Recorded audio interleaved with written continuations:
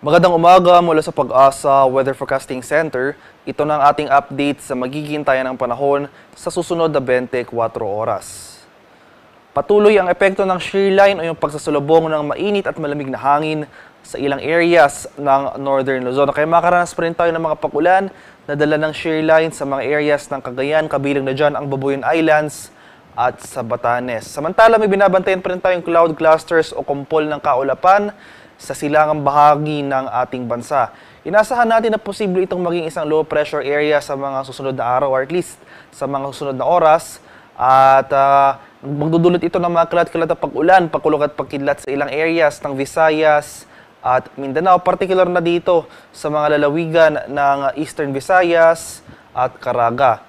Habang lalapit itong cloud cluster sa posibleng maging low pressure area sa mga susunod na araw sa ating kalupaan, ay tuluyan nga rin na itong malulusaw, kaya mababa naman yung chance na maging bagyo ito sa mga susunod na araw.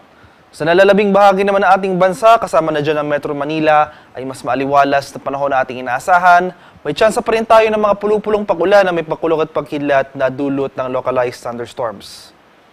At para naman sa magiging lagay na ating panahon ngayong araw dito sa Luzon, inasahan pa rin natin itong mga kalat-kalat na pag-ulan, pakulog at pagkidlat sa mga areas ng Cagayan at Babuyan Islands. At sa nalalabing bahagi naman ng Luzon, kasama na dyan ng Metro Manila, ay maaliwalas na panahon na ating inaasahan. Ay mamayang hapon hanggang sa gabi, asahan pa rin natin yung mga tsansa ng isolated rain showers or localized thunderstorms.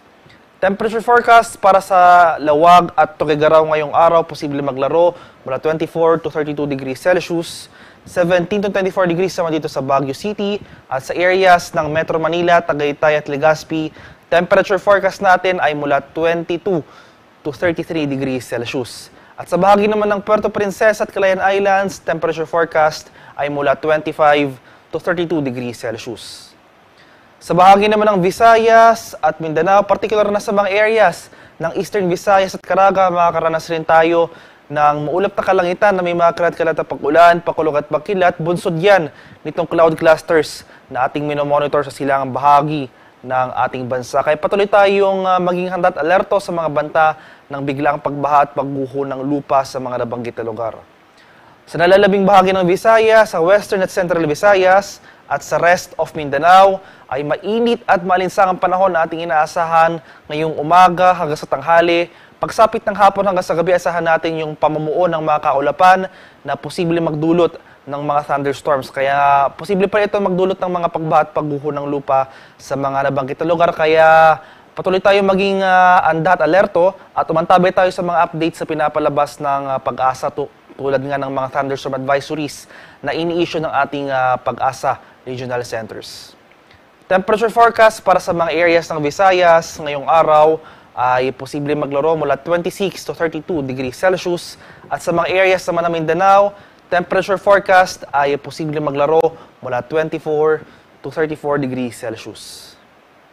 At sa kalagay naman ng ating karagatan, wala pa rin nakataas na gale warning sa anumang baybayin na ating kapuluan, kaya naman malayang makapalaot ang ating mga kababayang mangingisda at may mga maliliit na sasakyang pandagat. Iba yung pag-ingat pa rin sa ating mga kababayan na maglalayag, particular na sa mga dagat-baybayin ng Northern Luzon, dahil makakaranas pa rin tayo dyan ng katamtaman hanggang sa maalong karagatan.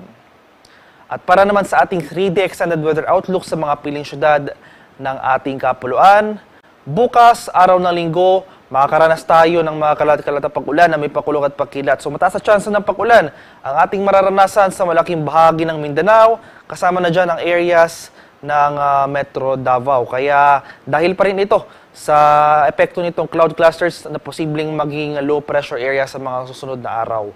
Kaya patuloy rin tayong maging handa sa mga banta ng pagbaha sa nabanggit na lugar. Pagsapit naman ng Lunes, November 6, ay sa malaking bahagi ng ating bansa ay mas maaliwalas na panahon na ating mararanasan. Generally improving weather conditions, especially sa areas ng Mindanao. Asan pa rin pero natin yung mga tsansa ng pulupulong pag-ulan na dulot nga ng thunderstorms or yung mga localized thunderstorms, kadalasan sa hapon hanggang sa gabi.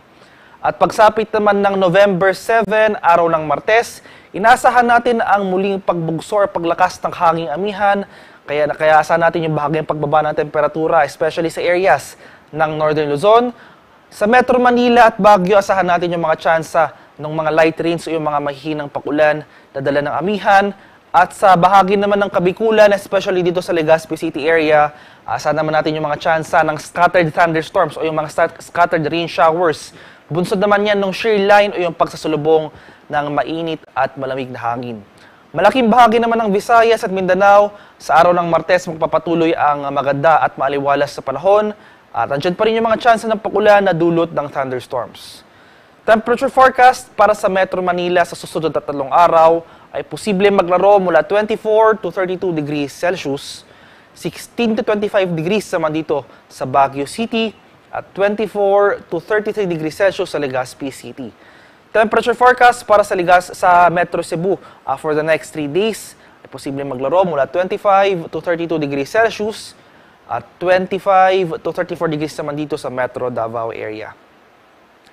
Ang haring araw dito sa Kamanilaan ay sisikat mamayang 5:52 ng umaga at lulubog naman mamaya sa katap na 5:27 ng hapon. At para sa karagdagang impormasyon tungkol sa ulat panahon, lalong-lalo na sa mga thunderstorm advisories na posibleng i-issue ng ating mga Pag-asa Regional Center sa ating mga lokalidad, ay follow kami sa aming social media accounts at DOST_Pag-asa. Mag-subscribe na rin kayo sa aming YouTube channel sa DOST Pag-asa Weather Report at palagi bisitahin ang aming official website sa pag-asa.dost.gov.ph. At yan lamang pong latest mula dito sa Pag-asa Weather Forecasting Center. Magandang umaga sa ating lahat. Ako po si Dan Villamil, nag-uulat.